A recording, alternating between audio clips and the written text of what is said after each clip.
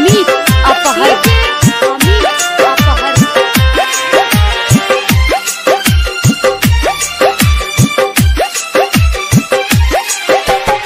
हाँ तोड़ दिल दिलवा कह के अनजान। हाँ तोड़ दिल दिलवा कह के अनजान। अब तू ही बोला दोस्त किकरा दीही भगवान। अब तू ही बोला दोस्त किकरा दीही भगवान। डीजे अमित अपहर अमित अपहर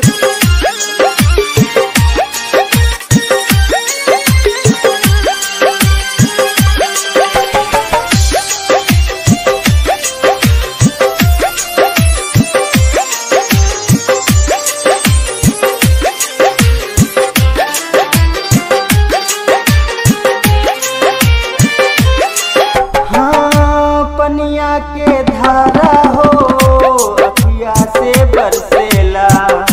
देखे खातिर नैना अब हर हर तरसेला। पनिया के धारा हो अखिया से बरसेला। देखे खातिर नैना अब हर घर तरसेला। देखे खातिर नैना अब हर घर तरसेला। देखल सपनवा टूटल टूटल अरमान हो। अब तू ही बोला दोस्त केकरा दीही भगवान। अब तू ही बोला दोस्त केकरा दीही भगवान।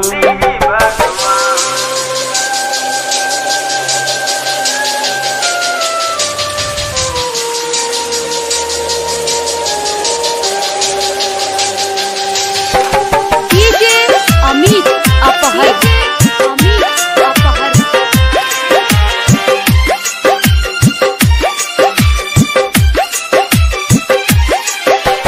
हाँ कृष्णा बेदर्दी के रहे कौन कसूर हो।